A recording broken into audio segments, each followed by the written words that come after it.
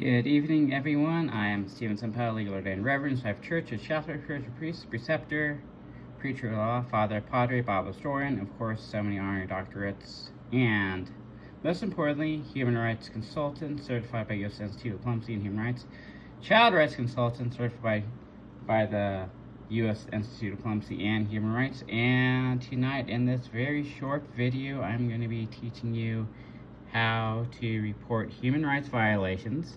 So with everything that the Trump administration is doing, which is illegal according to international law, the Universal Declaration of Human Rights, which the USA did sign and ratify into law, I might add, and of course the constitutional rights, so the 4th Amendment, the 5th Amendment, through the 10th Amendments, that the U.S. Bill of Rights that Trump is illegally ignoring / revoking. And of course there is the Convention on the Rights of the Child, so the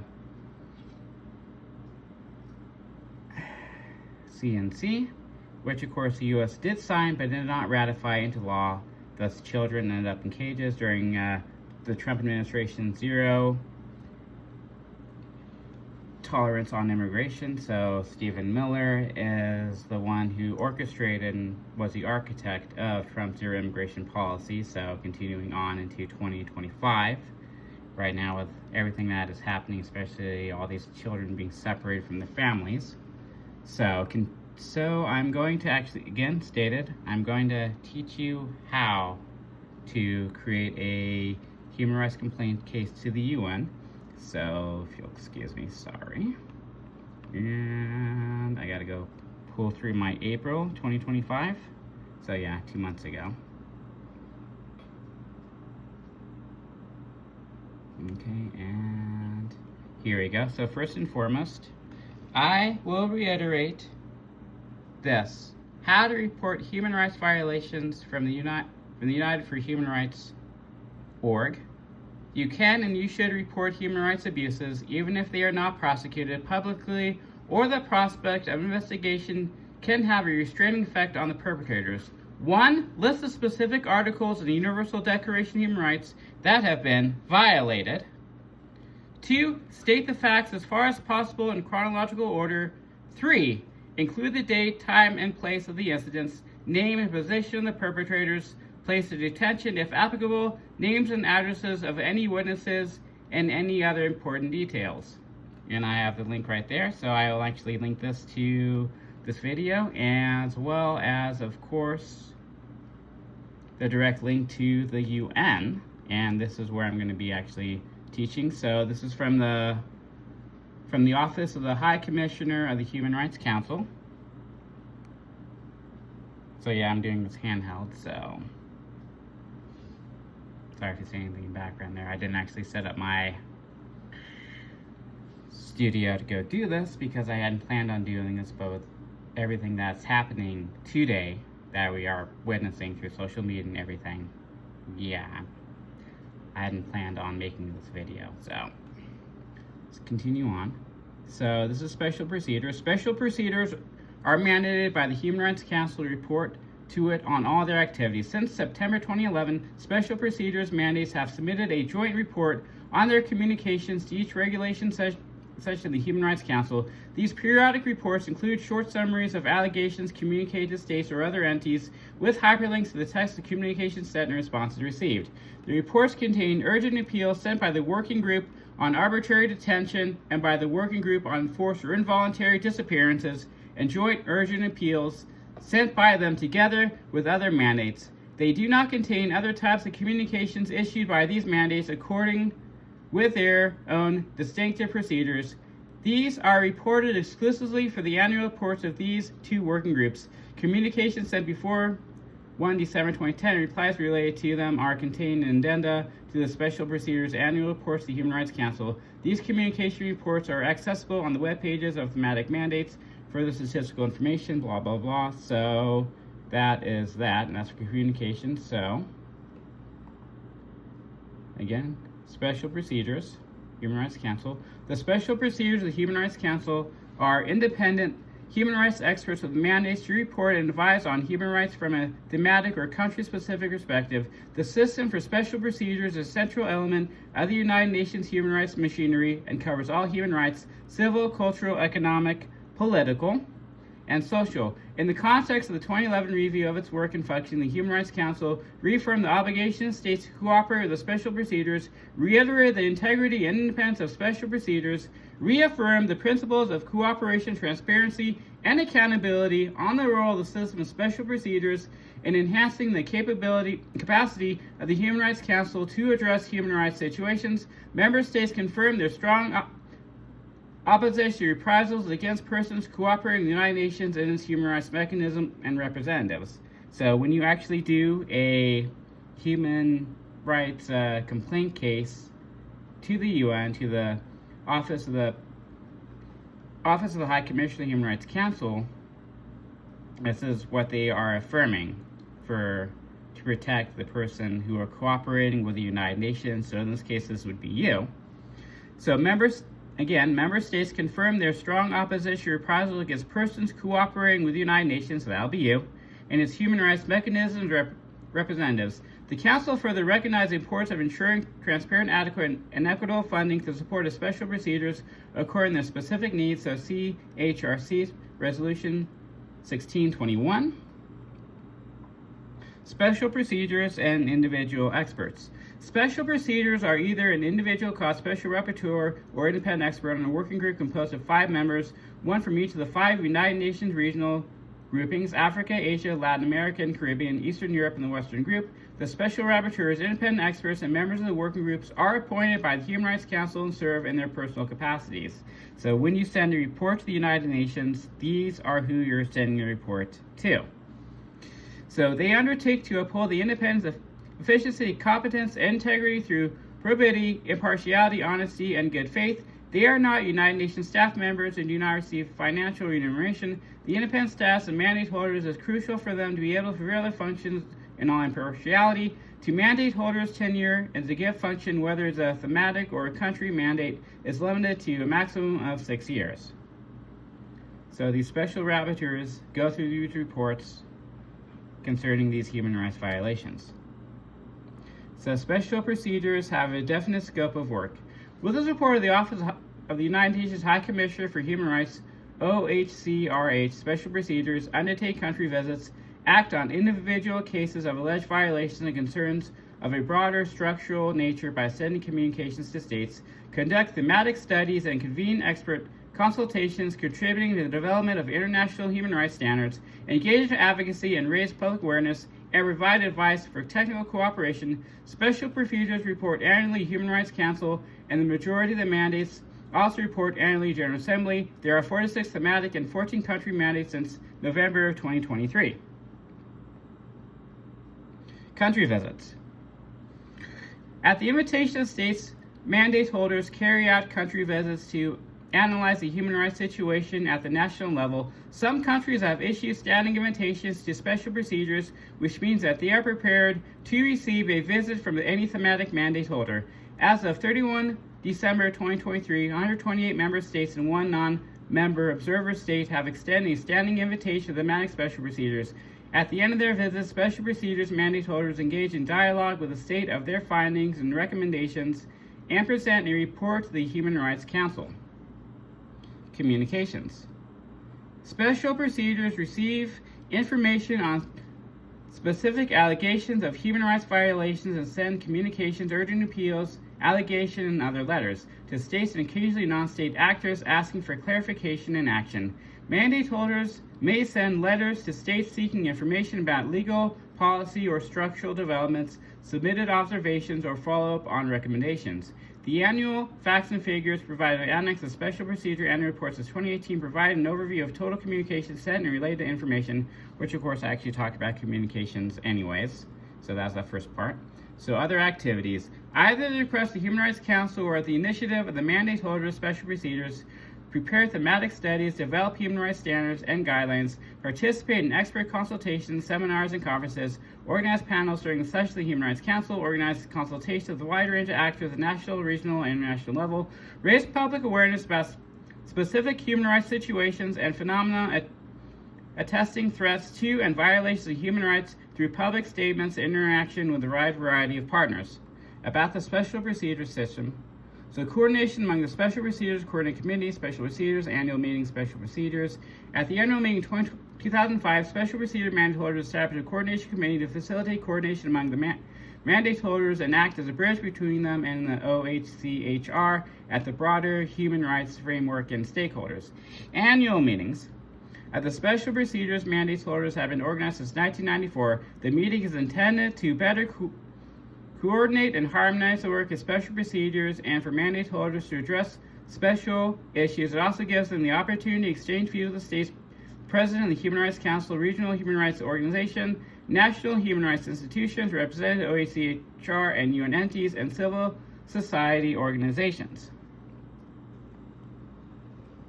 The Code of Conduct adopted by Council 2007 and the Manual of Operations adopted by the Special Procedure Mandate holders during their annual meeting in 2008 provide guidelines on the working methods of special procedures. Mandate holders also establish an internal advisory procedure to review practices and working methods, which allows any stakeholder to bring issues relating to the working methods and conduct to the attending the coordinating committee. The procedure was devised to enhance the independence and effectiveness of special procedure and cooperation by states and to contribute to self-regulation of the special procedure system and individual mandates.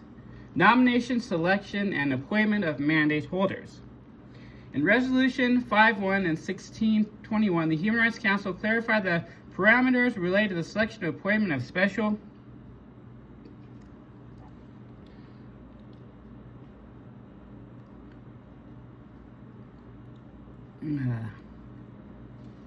procedures for mandate holders. Independent United Nations experts in the Human Rights Council are appointed through a competitive, transparent process which involves interested parties fill in an online written application, respond to a call for candidates issued by the Secretariat, shortlisted candidates, blah, blah, blah. So that's not as important, really, for nomination, selection, and... So, history of the special procedure system. Sorry if I'm skipping a bit, but I will actually, again, I will link this to this video, so how you can report human rights violations. In the early days of the United Nations, the Commission of the Human Rights Council, the President of the Human Rights Council focused on elaborating human rights standards. The Economic and Social Council passed resolutions stating that the Commission had no power to take any action in regard to any complaints concerning human rights. ECOSOC Resolution 75, Version 5, 1947. However, in 1965, the Commission on the Human Rights was faced with a number of individual petitions in South Africa and came under considerable pressure to deal with them. As a result, in 1967, the Commission departed from previous practice and established an ad hoc working group of experts to investigate the situation of human rights in South Africa, CHR Resolution 2. So, 23, the ad hoc working group can be considered as the first special procedure of the Commission on Human Rights. Following a 1973 coup in Chile against President Allende by General Augusto Pinochet, the Commission established an ad hoc working group in 1975 to inquire into the situation of human rights in Chile. In 1979, this working group was replaced by Special Rapporteur and 2 experts to study the fate of the disappeared in Chile. This led to the establishment of the first thematic special procedure in 1980, the Working Group on Enforced Disappearances to deal with the question of forced disappearance through the world, CHR Resolution 20, so 36. 10 years later, in 1990, there were 6 thematic mandates covering enforced disappearances, extrajudicial summary or arbitrary executions, religious intolerance, mercenaries, torture, and sale of children. Since then, many mandates have established to deal with human rights challenges in various parts of the world. Now they cover all regions and rights, civil, cultural, economic, political, and social. So again, I will reiterate, with everything that Trump is doing, he is breaking numerous human rights. So more specifically, let's actually take a look at the Universal Declaration of Human Rights. So this is going to be, everything he's doing right now is basically Articles 1 through 20. So I'm going to pop over here, so the Universal Declaration of Human Rights. So with everything that he's doing, to immigrants, so especially revoking protected statuses, etc. So Article 1, all human beings are born free and equal to dignity and rights. They are endowed with reason and conscience, should act towards one another in spirit of brotherhood. Article 2, everyone is entitled to all the rights and freedoms set forth in this declaration without distinction of any kind, such as race, color, sex, language, religion, political or opinion, national or social origin, property, birth, and earth status. Furthermore, no distinction shall be made on the basis of political, jurisdictional, or international status of the country or territory to which the person belongs, whether it be independent, trust, non-self-governing, under any limitation or sovereignty. So again, this is from the Universal Declaration of Human Rights. Article 3, everyone has a right to life, liberty, and security of person, aka everyone has a right to life, to exist, to not have their life taken away from them. So Article 4, no one shall be held in slavery or servitude. Slavery and the slave trade shall be prohibited in all forms, aka slave trade and slaves is prohibited, so everyone has a right to not be a slave. Okay, Article 5. No one shall be subject to torture or to cruel, inhumane, degrading treatment or punishment. So Article 5, so concerning Martir Garcia Lora, in his case, so psychological torture to children, which of course will be considered actually torture according to the Geneva Convention. So Article 5, no one shall be subject to torture or to cruel, inhumane, or degrading treatment or punishment. So the separation from family, separation from parents, so child separation, Article 5, Trump has violated this innumerously, especially with that 4th grader from Torrance, California. So Article 6, everyone has a right to recognition everywhere as a person before the law. So you have a right to be recognized as a person before the law. Article 7, all are equal before the law, are entitled without discrimination to equal protection in law. All are entitled to equal protection against any discrimination in violation of this declaration and against any incitement to such discrimination. Article 8, everyone has a right to effective remedy by the competent international tribunals for acts violating the fundamental rights granted them in the Constitution or by law. Article 9, no one shall be subject to arbitrary arrest, detention, or exile. So Article 9, again, no one shall be subjected to arbitrary arrest, detention, or exile. And with all of these forced deportations without due process, with all these arbitrary arrests without a warrant, again, this is a violation of Article 9 of the Universal Declaration of Human Rights, which the United States of America did sign and ratify into law.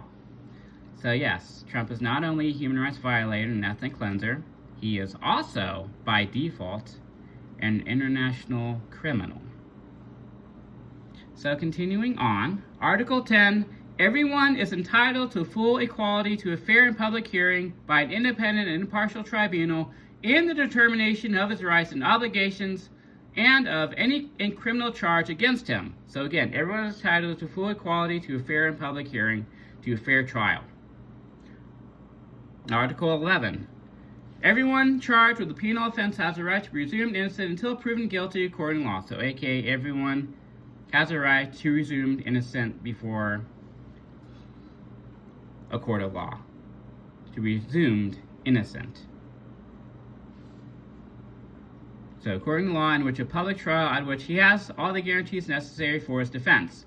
No one shall be held guilty of any penal offense on account of any act or omission which did not constitute a penal offense under any national or international law at the time that it was committed, nor shall a heavier penalty be imposed than which was applicable to the time the penal offense was committed.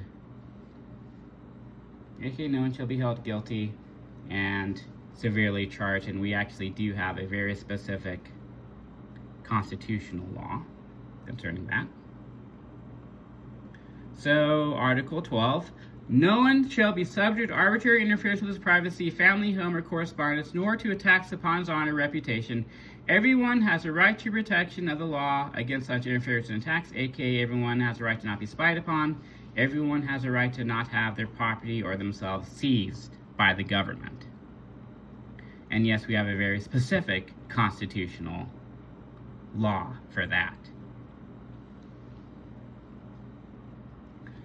So, Article 13, everyone has a right to freedom of movement and residence within the borders of each state. Everyone has a right to leave any country, including their own, and to return to his country, aka everyone has a right to freedom of movement within their own country and in other countries. And everyone has a right to return to their own country, and everyone has a right to leave their own country, or any other country for that matter.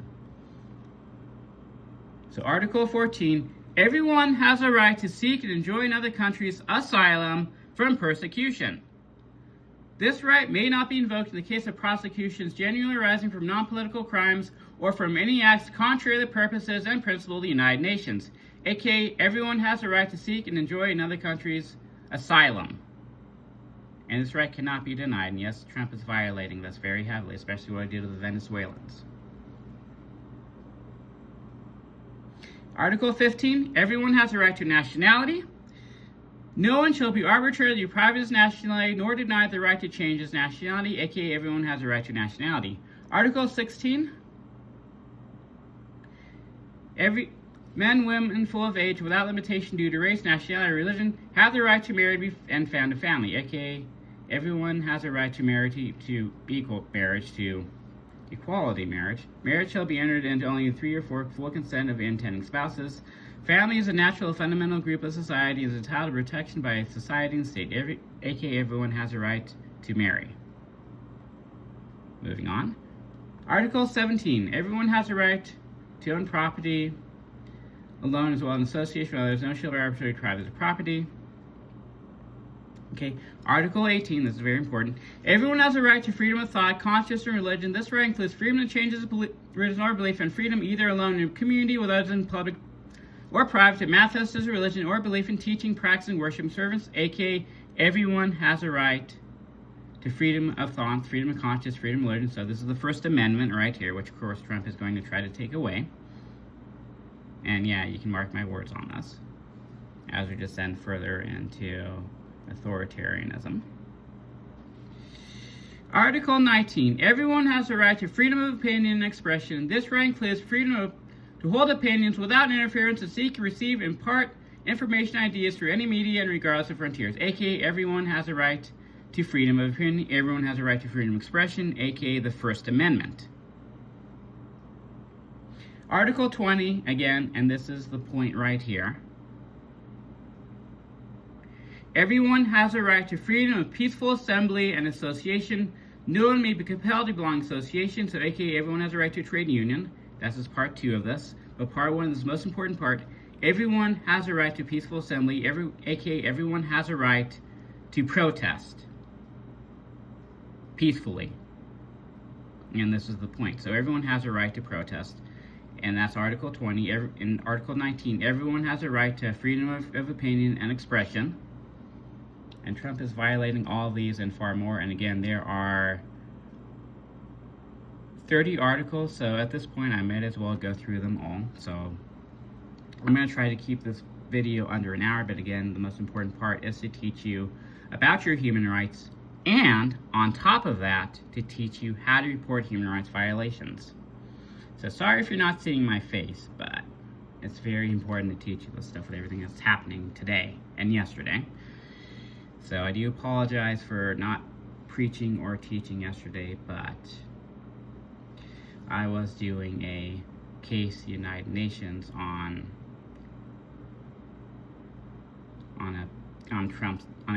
another of Trump's victims, a child. So the Convention on the Rights of the Child.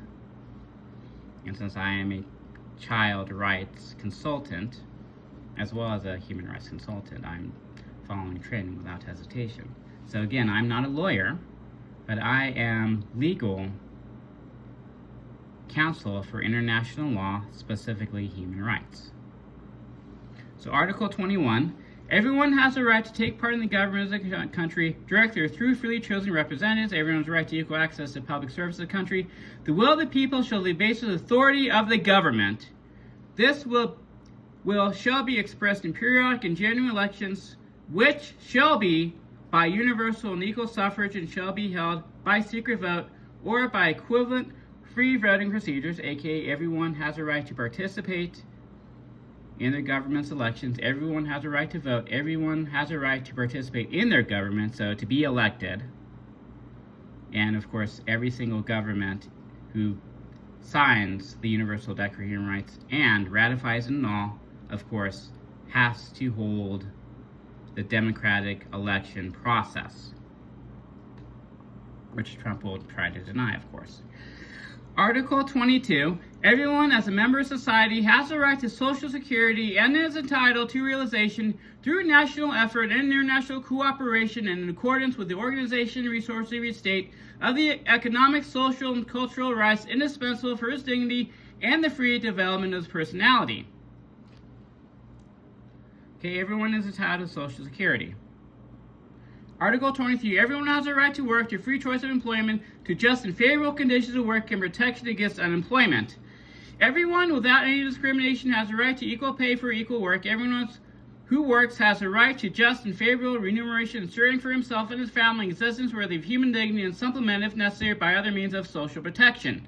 Everyone has a right to form and join trade unions for the protection of his interests, aka everyone has a right to work, everyone has a right to everyone has a right to join trade unions, to have that free association. Everyone has a right for work equality, so protection against discrimination, has a right to equal pay, and they also have a right to Social Security, to welfare, and of course, to unemployment benefits. Article 24. Everyone has a right to rest and leisure, including a reasonable limitation in working hours and periodic holidays and with pay, aka everyone has a right to have vacations. Article 25. Everyone has a right to standard living adequate for health and well-being of himself and his family, including food, clothing, housing, medical care, and necessary social services, and the right to security in the event of unemployment, sickness, disability, widowhood, old age, and lack thereof, livelihood circumstances beyond his control. Motherhood and childhood are entitled to special care and assistance. All children, whether born in or out of wedlock, shall enjoy the same social protection, aka everyone has a right to Social Security. Again, Article 22, everyone also has a right, again, everyone has the right to welfare, which of course Trump administration is trying to take away, especially Medicaid. You want to hold the Trump administration legally accountable, you make human rights violations reports to the UN, to other governing bodies, that the United States has treaties. And of course, we can go for short-term goals of sanctions against to the Trump administration specifically, sanctions against Trump and his people. So, Kristi Noem, Stephen Miller, every single person who's violating human rights, and who shall be named. Article 26, everyone has a right to education. Education shall be free, at least in the elementary fundamental stages. Elementary education shall be compulsory. Technical and professional education shall be made generally available, and higher education shall be equally accessible to all on the basis of merit. Education shall be directed to the full development of the human personality and to the strengthening and respect of human rights and fundamental freedoms. It shall promote an understanding, tolerance, and friendship among all nations, racial, or religious groups, and shall be further activities of the United Nations for the maintenance of peace. Parents having prior right to choose the kind of education shall be given their children, aka everyone has a right to education, especially children, and parents have a right to the choice of the child's education. Article 27. Everyone has a right to participate in the cultural life of the community, to enjoy the arts and share the scientific advancement and its benefits. Everyone has a right to protection of the material interests resulting from any scientific, literary, or artistic production in which he is the author, aka everyone has a right to participate in cultural life, to the arts, the sciences, and aka everyone has a right, especially to be paid, like the artists, to be paid for their work instead of having AI steal off their work. So, continuing on, Article 28, everyone is entitled to a social or international order of which these rights and freedoms set forth in this declaration shall be realized, aka everyone has a right to the Universal Declaration of Human Rights. Again, these human rights which the United States of America did sign and ratify into law and so has to follow. So every state that does not follow the said human rights and violates human rights, you directly report your own state/country to the United Nations. Article 29. Everyone has a duty to community which you alone to be free and full development of personality is possible. In exercising rights and freedoms, everyone shall be subject only to limitations that are determined by law solely for the purpose of securing due recognition and respect for the rights and freedoms of others and meeting the just requirements of morality, public order, and general welfare in a democratic society. These rights and freedoms may in no case exercise contrary to the purpose and principle of the United Nations, aka everyone has a right to be free and full development of their human rights, and aka we all have a moral duty to teach human rights. And this is basically Article 29. You have a right to know your human rights, you have a right to teach your human rights. Article 30. Nothing in this declaration may be interpreted as implying for any state, group, or any person any right to engage in any activity, to perform any act aimed at the destruction of any of the rights and freedoms set forth therein. And again, this is the Universal Declaration of Human Rights. And again, the Universal Declaration of Human Rights was adopted by the United Nations in 1948. And again, there are 30 rights to this declaration. And again, as a certified human rights consultant, I am certified to teach human rights. And of course, I'm certified to work in human rights related work. So, specifically as a human rights counsel.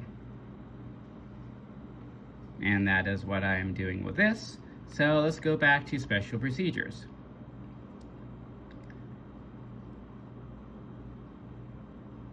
And again, that's the special procedures. Now, submitting. Okay, so let's go to the submitting complaints, and this is where we need to go. So, submitting tool for complaints.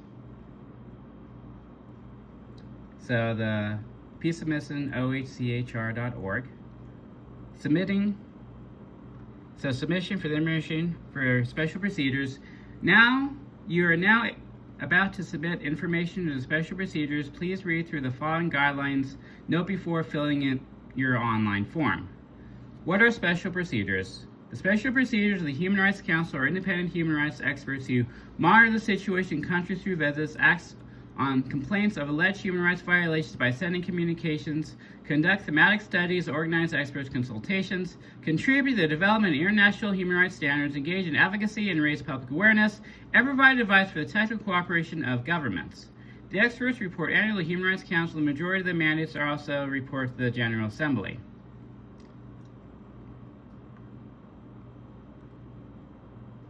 So I already talked about the communications earlier in this video, so I'm not going to go through that. So again, how do you do this?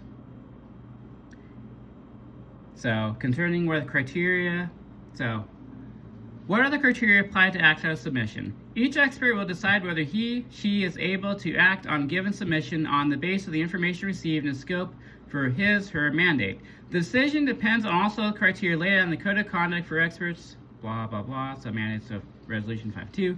The communication should not be manifestly unfounded or politically motivated. The communication should contain a factual description of alleged violations of human rights. The language of the communication should not be abusive. The communication should be submitted on the basis of credible and detailed information. The communication should not be exclusively based on reports disseminated. But to be fair, though, that's irrelevant because when I actually did my actual human rights case directly to the UN for my own human rights campaign, which I converted to human rights complaint, that became irrelevant because I was able to pull up probably far too much information on my own. And of course, mind you, weeks and weeks and weeks and weeks and weeks and weeks and weeks and weeks and weeks and months, if not years, of compiled information.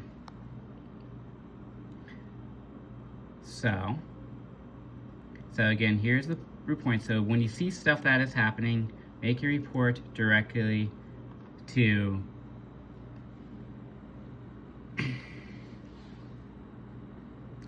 the Office of the High Commissioner of the Human Rights Council. So this is what I did with my human rights campaign. So when you actually see stuff that is happening, especially in person, and you gather all the information that you can, record what you can, what you see, what you're happening, and make this report directly to the United Nations. So when you see people being tear gassed, being targeted, being violated, you make these reports to the Human Rights Council. So what you actually see, what you can testify, and why this is the case. So anyways, everyone, and let me actually go pull up my own. Again, so this is for Martir Garcia Laura. So individual, he's a child, Honduras, etc., etc. So, but basically, so a youth grade school student, so he and his father were both taken by ICE. They were separated, and this is the allegations. And this is the allegations. So, in Torrance, California. So, of course, the arrest happened in Los Angeles, and they were then arrested. They were both separated from each other and placed in detention at the Houston, Texas ICE Immigration Detention Facility. And of course, they're pending deportation, and Trump violated numerous human rights articles in this. So,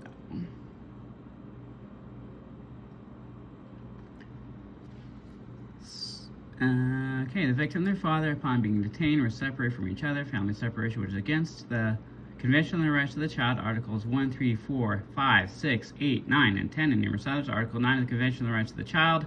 State parties shall ensure that a child shall not be separated from his or her parents against their will, except when competent authorities subject to judicial review determine, in accordance with applicable law and procedures, that such separation is necessary for the best interests of the child. Such determination may be necessary in a particular case, such as one involving abuse or neglect of the child of the parent, or by the parents, or one of the parents is living separately, and a decision must be made for the child's place of residence. Any proceedings pursuant to paragraph 1 of the present article, all interested parties shall be given an opportunity to participate in proceedings and make their reviews known. State parties shall respect the right of the child who is separated from one of both parents to maintain personal relations and direct contact with both parents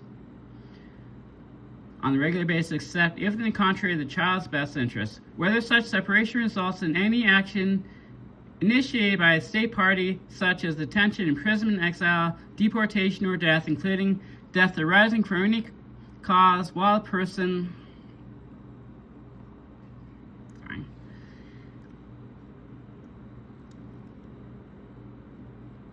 So, aka, children shall not be separated from their parents. And again, this is in violation of the Child Rights Convention, which the U.S. did sign but did not ratify into law. And of course, Trump violated numerous. So, 4th Amendment, 5th Amendment, the 4th through 10th Amendments, and that's excluding that. So, again, basically 1 through 20 of the Universal Declaration of Human Rights. Well, more specifically, 1 through 14 primarily. Especially 9, so no arbitrary arrest, detention, or exile, blah, blah, blah, blah, blah. So yes, Kristi Noem, Stephen Miller, Donald J. Trump, etc. But, and I'm making this a point, again, how do you, okay, so let's go to report to human rights violations.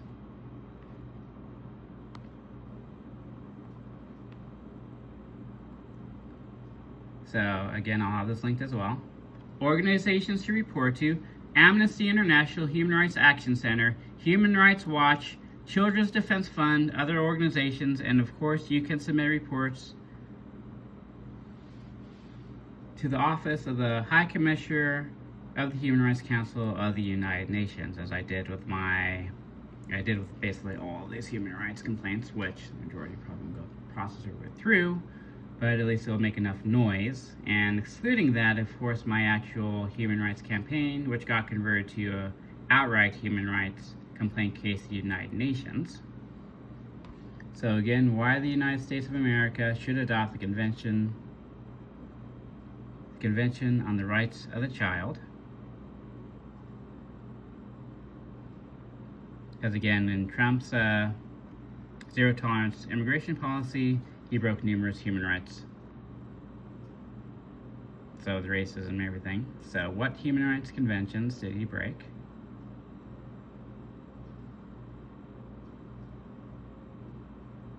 So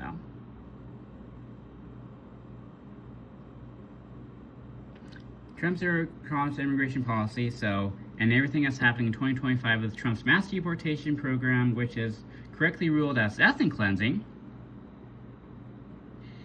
The Trump administration violated Articles 1, 2, 6, 7 through 11, 12, 16, 18, 20, 22 through 27, and 40 of the Child Rights Convention, and of course the Universal Declaration of Human Rights, which was adopted by the United Nations in 1948 and has 30 articles. These are human rights articles that are rated by Trump administration, Trump's zero tolerance immigration policy, which of course the Trump administration is violating today. The Trump as of June 10th, 2025. The Trump administration violated Articles 1 through 9, 13 through 15. The human rights articles are self-explanatory. Of course, I'm excluding free speech and everything that's happened to all these university students that Trump targeted for deportation. And of course, I've made cases for a lot of them. So again, the human rights article is self-explanatory. Everyone has a right to Universal Declaration of Human Rights. Everyone has a right to live, to be regarded as a human person, individual, conscious, and human rights holder. Most importantly, Article 3, everyone has a right to life, the right to exist, the right to be alive, the right to not have life taken from them. Articles 9 through 13. 14 through 15, more regarding migration, immigration, asylum. No one shall be subject to arbitrary arrest, detention, or exile, so people being arrested for no reason, so no due process, and being removed. Article 13, everyone has a right to freedom of movement within their country and can leave their own country, return to their own country. Article 14, everyone has a right to seek asylum, escape persecution, war, genocides, though this right can't be used from running from any non-political crimes or arrests contrary to purposes of the principle of the United Nations. Article 15, everyone has a right to nationality. Their right to nationality can't be deprived, denied from them, and they can't be denied their right to change their nationality. So again, did Trump violate numerous human rights in his original zero-tolerance immigration policy? Yes. Is Trump violating human rights right now in 2025? Most certainly yes. Can the Trump administration be trusted with human life or be trusted with children? No, logically they cannot. Anyone who violates human rights cannot and should never be trusted with a human life.